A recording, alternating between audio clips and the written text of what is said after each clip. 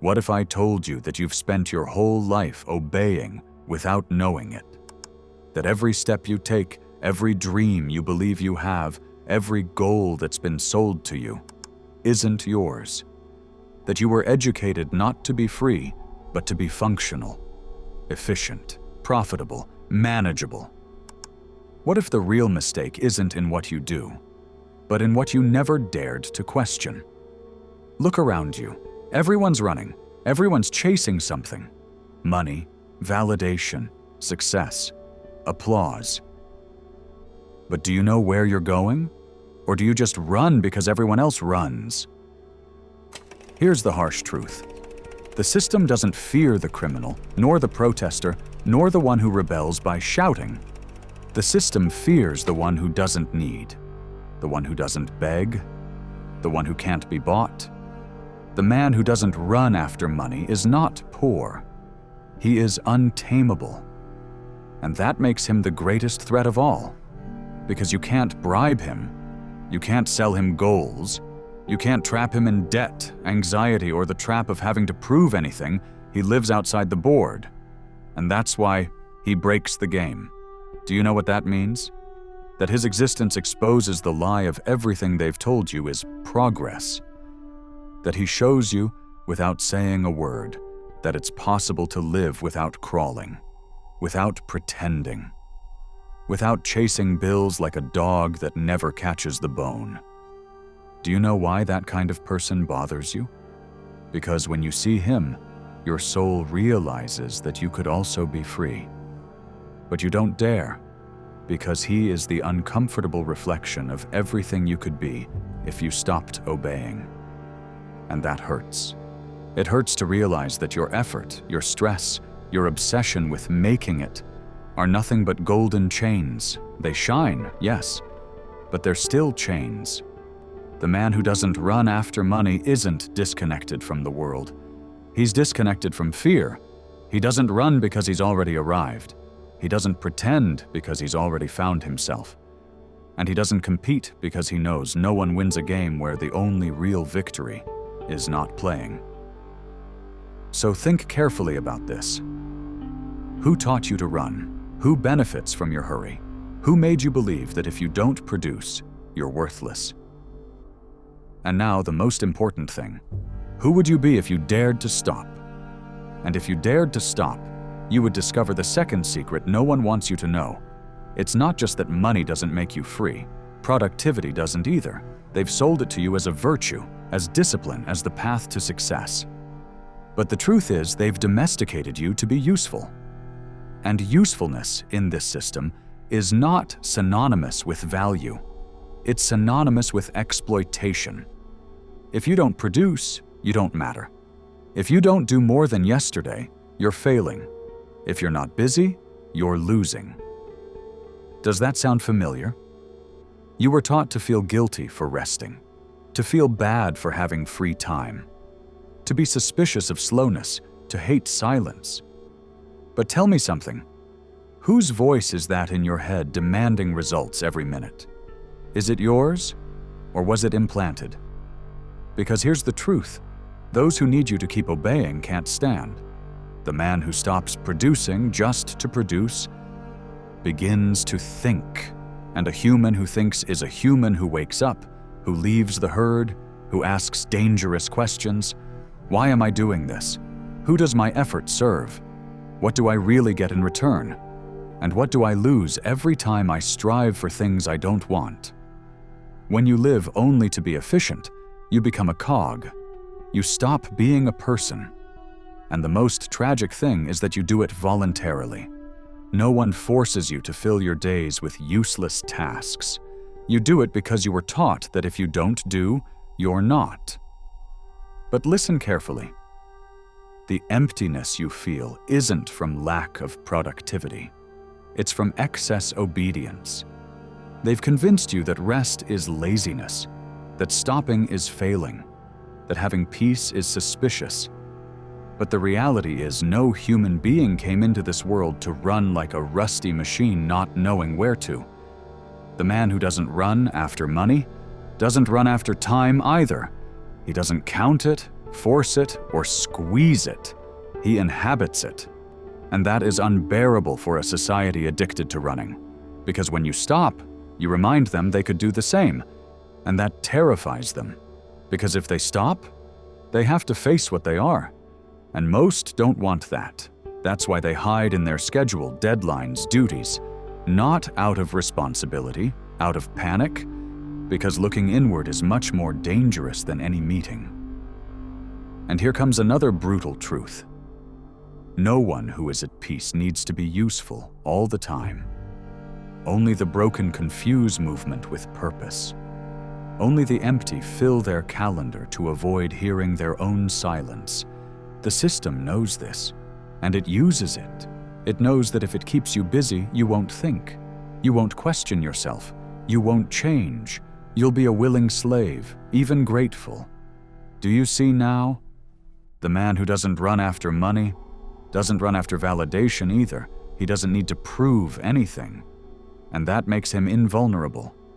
Because you can't control someone who doesn't seek approval. And in a world that lives to be seen, not wanting to be seen, is revolutionary. That's why the system can't stand him. Because every time someone like that appears, someone who doesn't need, who doesn't compete, who doesn't produce out of obligation or pretend out of emptiness, the whole circus wobbles, the mirage cracks, the masks tremble, and those who once seemed successful begin to look trapped. And those who thought they were free realize they live chained to goals they never chose. Do you know the paradox? The more you run, the emptier you feel, because you never arrive. It's never enough. Something is always missing. There's always someone who has more. More money, more recognition, more things. And you keep running. Keep wearing yourself out. Keep lying to yourself. Meanwhile, he, the one who doesn't run, breathes. And you see him, and you don't understand. How can he be so calm? How can he live without hurry? How can he not want more? And here's the secret. It's not that he has less ambition. It's that he has more awareness. It's not that he gives up success. It's that he's redefined what it means. And in that moment, when you see him, when you sense him, something inside you breaks. Because you know he has won a game you didn't even know you were playing. And then the question hits you hard. How much of my life have I given away for fear of not being accepted? How many decisions did I make just to feel I was worth something? How many times did I choose the most exhausting path just because it had more applause? And above all, what would happen if I dared to live without running, without fear, without obligation, without masks? What would happen if I got off the race and started to truly exist, not for what I do, but for who I am? And right there, when you dare to imagine a life without running, without the constant urgency to produce, without that obsession with having more, the real conflict begins, not with others, with yourself. Because when the hurry disappears, the emptiness appears. And that emptiness reveals everything you've been avoiding. Your emotional dependence on results, your addiction to recognition, your fear of not having a clear goal. And this is where the system traps you again, but this time from within. Because you don't need chains when you become your own jailer. You have been trained to hate the pause, to fear boredom, to believe that being still is being lost. But what if I told you that this supposed abyss you feel when you stop is just the doorway into yourself? The man who doesn't run after money hasn't given up on the world. He has given up being a puppet. And that's the difference. The system doesn't hate him because he's poor. It hates him because he is sovereign, because his peace doesn't depend on the market, because his value doesn't fluctuate with public opinion, because he doesn't need to prove himself to anyone. Do you realize how damn powerful that is? Most people don't survive an hour without external approval. They need likes, messages, compliments, metrics. They need everything but themselves, but he's enough. And that, in this time, is an act of war. Because in a society that's convinced you that you're worth what you produce and not what you are, the one who dares to look inward, becomes the mirror everyone avoids. And you know what's the most curious thing? That kind of person, that free man, isn't antisocial. He isn't a hermit. He isn't indifferent. He is selective. And that scares. Because he chooses who he talks to, who he listens to, what he consumes, where he invests his energy. And when you don't have filters, his presence makes you uncomfortable. Because it exposes you. Because he doesn't want to be part of everything. He doesn't want to be everywhere. He doesn't want to be liked by everyone. But you do. Because you still believe that if no one sees you, you don't exist. But he knows that existence doesn't start in the eyes of others, but in his own consciousness. He doesn't react, he acts. He doesn't follow trends, he creates meaning. He doesn't depend, he chooses.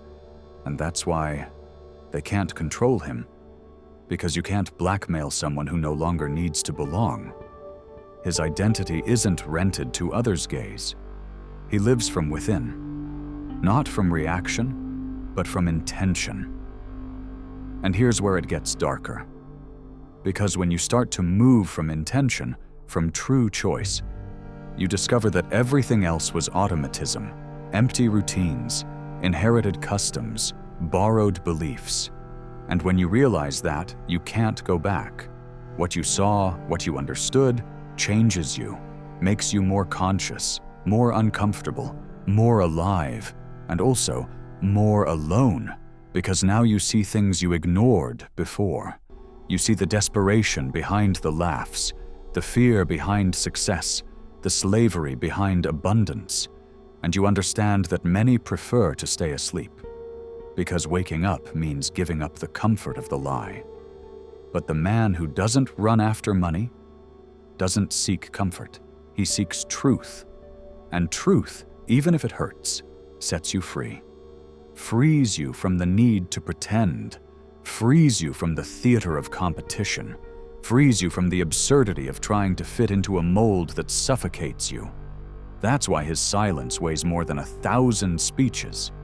Because he isn't shouting, but his mere existence screams enough to shake foundations. And you know it, you feel it. Because a part of you longs for that peace, but another part resists. Because being free also means losing excuses, and that hurts. Because if you too can choose another life, then you can no longer blame anyone for living this one. Then everything changes. Then the responsibility is yours. And that's when the system loses all its power, because it can no longer offer you anything you haven't already given yourself, neither status, nor salary, nor fame, nothing, because you already have yourself. And that breaks everything, because then you no longer sell yourself for a promotion. You no longer kneel to belong. You no longer mutilate yourself to fit in. You start to be whole, without adornments, without masks, without applause, just you with what you are. And that, even if it seems simple, is what a society built on insecurity fears the most. Because when you lack nothing, you don't need to buy anything. And if you don't buy, you don't consume. And if you don't consume, the system bleeds. And if the system bleeds, it's scared. Because everything that supports this machine is not your real need. It's your insecurity. That's why they feed it. That's why they make you feel insufficient. That's why every ad tells you that you need more things, more beauty, more success, more speed. But the man who doesn't run after money has escaped that hypnosis. And now he walks, slowly, present, immune, free. And here's where everything gets even stranger. Because without meaning to, that silent man who doesn't run after money begins to have a devastating effect, not on the outside world, on the inner world of others. Because when someone like him appears, he doesn't change the rules, he changes the atmosphere. Without speaking, he exposes. Without imposing, he reveals. Without pressuring, he uncovers realities that can no longer be hidden. And the worst for the system, what truly destabilizes it, is that people begin to ask themselves things they never dared to think. What if life isn't about accumulating but about letting go? What if success isn't about having but about knowing how to renounce? What if true wealth is being able to walk without owing anyone anything, not even an explanation? No one tells you, but everyone feels it. His calm is uncomfortable. His lack of need disarms. His presence, without adornments, acts like a crack on the surface of everything you thought was solid. And then the real revolution begins. Silent, invisible, internal. It doesn't make noise, but it changes everything. Because when you see someone live without fear, something inside you remembers that you were also born like that. Without fear, without shame, without the anxiety of having to justify every step. But you forgot. They tamed you.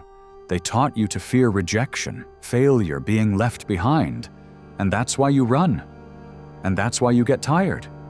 And that's why you live with the feeling that something is missing even when you have everything. And now that we've made it this far, before we continue, I want to present the following to you. Our book, The Formula of Awakening, is now available. Do you feel like there's something inside you that wants to awaken, but you don't know where to start? Then I invite you to transform your way of thinking, and with it, your way of living. Discover who you can become. Start today. The link to get the ebook is in the first pinned comment of this video. Grab your copy now at a great price. With that said, let's continue with the video. But that person, that man who no longer runs, the one who moves by desire and not obligation, reminds you of what you already knew. That freedom isn't a destination, it's a return. A return to you, to what you were before the noise, before the comparisons, before the duties. And that return isn't achieved by running faster. It's achieved by stopping, listening, daring. And the most incredible thing is that on that path of returning to yourself, you discover a brutal paradox. That you don't need anything, and that's why you deserve everything. That you don't chase, and that's why you attract. That you don't seek to stand out, and that's why you become unforgettable. Because you're no longer trying to prove who you are. You simply are. Period. And now, if you've made it this far, you're no longer the same. Because what you've heard can't be unheard. And what you've felt in these minutes is already inside you. And that's irreversible. Not because I say so, because you felt it. And if you felt it, it's because part of you already knew this truth was yours. You just needed someone to say it out loud. So now it's your turn, not the system's, not your parents', not your friends'. Yours. It's up to you to decide whether you keep running after a goal that was never yours, or if you finally stop. Breathe, think, rebuild yourself, return to you. And if this video has ignited even a spark inside your chaos, subscribe. Because here we don't come to shout louder, we come to question everything. Leave me a comment with the phrase, "I don't run anymore." That way I'll know you made it to the end, that you felt it, that something moved. Thank you for listening, but above all, thank you for daring, because not everyone can stand to look inside themselves without running away. Now turn this off. Don't play another video. Stay silent, just a few minutes, and listen to yourself. Because there, in that space between your thoughts, everything begins. Until next time, or maybe never.